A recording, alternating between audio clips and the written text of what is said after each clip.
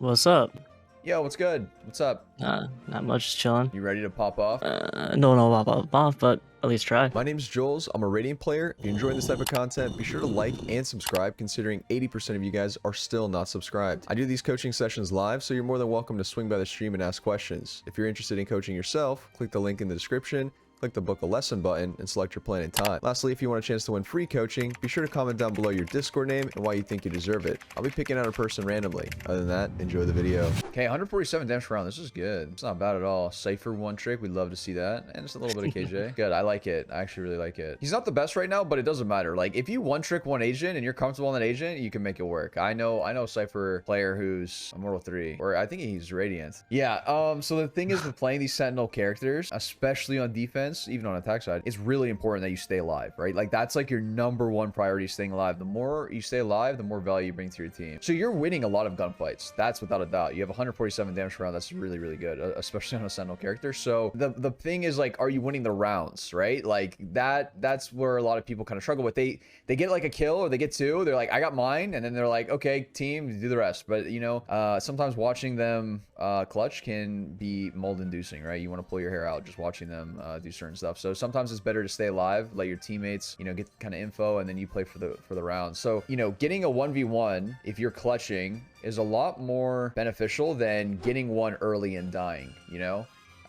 So it really depends where you're getting your kills, how you're getting your kills, and whether it's a good trade to do that. My favorite maps are like Ascent and Fracture. Yeah, I feel like Breeze and Icebox probably are best maps. Icebox is like the only map I don't play Cypher on. Like, I'll play Killjoy. Match found.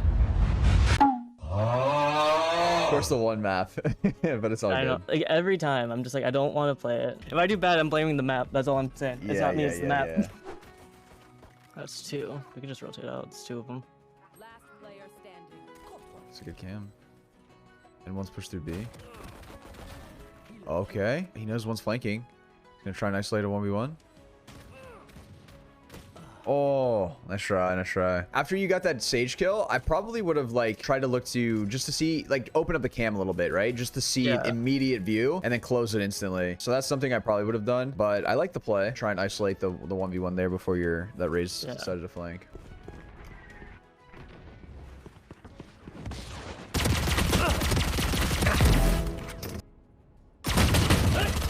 Ooh, nice try. Good damage, really good damage. You got one. Okay, this is the round that matters here. This gun run. Got the spike. I probably would have put down 2 trips. Where is everyone hiding? After it was a 5v2, we probably didn't have to ult, but okay.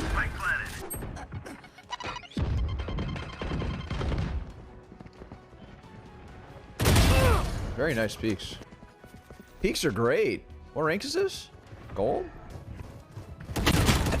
Last player standing. He's in a good spot. Nice. That was a good kill, though. I really like the way that you peeked that into the Raze. It was really good. It was quick. You cleared everything. Headshot level was great. The only thing is, like, when you started pushing into sight, that started to get a little bit sloppy. Like, we did a bit too much of like a wide swing kind of deal. It was good. It was good. It was good. I was hesitant about pushing in first just because we got the kill. And then I was like, actually, wait, no, we got the kill. We should push in. Like, yeah. And then so I was trying to make up for the hesitancy. I see. I see. Okay, our team's kind of shit at pushing in. I'm gonna start recommending lurking.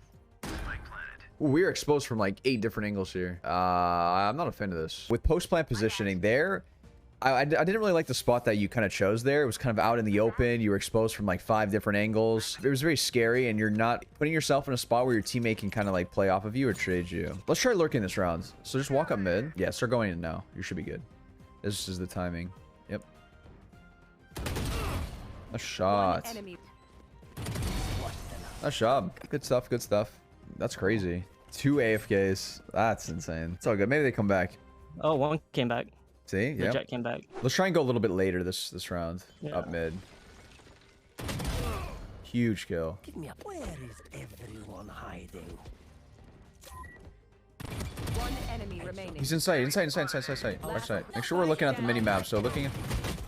Oh, nice try. Didn't need to commit to that. It's all good. It's all good. Because our brimstone was like safe, I think we calm for our teammate. Like when we have space like that, we know where the last two are. Make sure we're looking at the mini map, right? Looking at the mini map before we're peeking stuff is like the most important thing. As soon as like we know last two are there and brim is safe, we tell them to fall back, right? We just like, hey, can you fall back? Go B. Like we have B, because then I think the round is won instead of gambling like that. I heard him. One enemy remaining. Last player standing. Oh, yeah. I think a little bit of a overcommitment to sprays is a big thing. Last player standing. One enemy. Oh, nice job. Okay. I don't think I should have won it. That was luck, but I'll take it. Yeah, there I would probably waited like, you know, probably 3 seconds or something. I think it takes like 3.5 seconds to get half. So if you peek after 3, then you win that round no matter what. They have good aim. They just have a overcommitment issue. Good trade. Good trade. Planted the spike. Oh, you saw him underneath. Yep. Nice job. Nice job. Nice job. Nice job. So these were really good trades this round. I like that. Teammates are fighting. You swing. You trade those. That's really important to do. I'll show her walled on that side. Oh, we can get that gun. Yes, sir. One enemy remaining. Nice job. Okay, wait, that was huge. They found my wire. Cage triggered.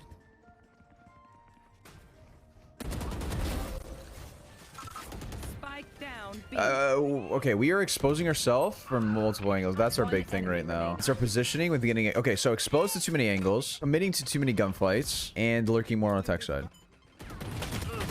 Oh. But like that's kind of what I mean, where like I just Down A. get too impatient, or like I'll play positions that like they could work, but at the same time it's not really worth it. That spawn is okay, it's fine, but I would you should like tuck in the corner, right? You shouldn't be like peeking aggressively like that. So it's such a minimal difference, like by looking at it down, like it's like, oh, it's only 2 steps, right? But it's such a huge difference. Yeah. Okay, so some of the mechanics I want to go over. The thing that I'm noticing that you do a lot of overcommitment. Like you overcommit to a lot of gunfights, and sometimes it's good, sometimes it's bad. So when is it good? When your crosshairs on them, then it's good. That's when you want to be doing it. So when you do that and your crosshairs on them, you win those fights, right? You get those headshots and it's good. But a lot of times you come around the corner and you preemptively crouch, right? Like it's like you do this, right? Like your crosshair isn't even on them and you crouch and start spraying. So this isn't something you ever want to do. What I would recommend is like come around the corner, you aim first. So like if my crosshair is not on them and we do this, then we correct and then we can commit. So if our crosshair is like off and we're like, oh, now we can commit, right? It's like, whoops, now we can commit. What should like notify you when you should be committing to the gunfight or not is whether your crosshair is initially on them or not. And if your bullets are whiffing, you need to readjust. You need to go like, you know, until your bullets are kind of somewhat on them. Let's say you whiff and then you're like, oh, that's on them, right?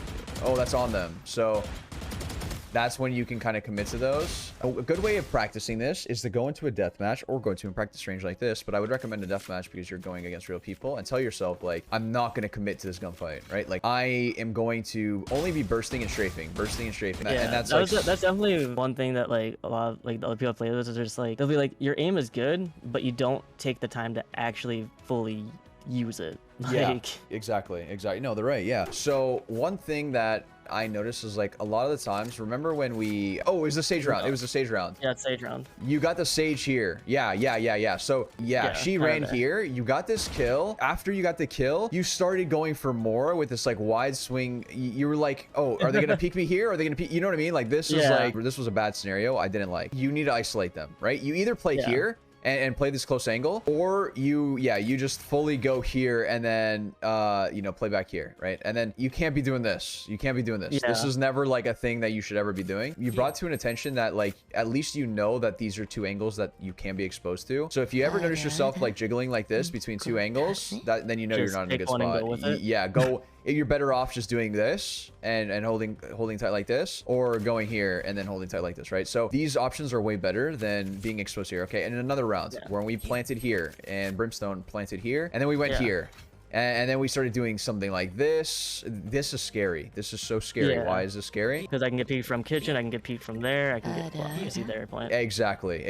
I know someone had somehow walked across into second story there, then like just anywhere from up there. If like literally, somehow like, my team didn't see him, like literally yeah. exposed to everything. Yeah, this is scary. This is probably the scariest spot you could ever be in this entire game. You know, that you're exposed from all of this, all of this, all of this, all of this, all of this, this is like the biggest hotspot in the world. I wouldn't even play here because this is still another angle where you're watching like 3 things at once. Yeah. Just And chill back here and then just wait here, because now it's like, okay, well, what angle are you exposed from? Here. This one. Just that one. Just this one. I mean, unless they walk up this way, but your team's going to be watching this. So yeah. And if they're not watching flank, we play here, right? So we're not exposed from flank and we're still watching this one angle, right? That's the biggest thing to kind of make sure that we're doing in a post-plant situation. That was an extreme example, but I want you to just kind of take that into an account with your post-plant situations. After you plant the bomb, play in an angle where you're only watching one thing and then wait for the tap. Okay, trips on attack side too. You want to make sure you put both of your trips down early, in my opinion, because that's the way you get the most value. And throwing in the default one on B that you have been throwing is really good, and the other one on mid. Also, attack side with lurking. I don't know if you would have lurked as much had I not mentioned it, but just something that lurking is really good to do, and you have the aim for it. There was a round here where we went up mid, got this kill on the jets, and then Sage rezzed and then killed you, right? Here, we look on the mini map as we're walking up. As we're walking up, you know, we get this kill on the jet, and we see the last one on the mini map, and Brimstone is here. We tell Brimstone, we confer Brimstone, hey, we can go B. Last 2 are A for sure. Then he just rotates for free to B. Like B side is 100% free, and you can catch them on the rotations. You can either fall back and walk in through kitchen, you can like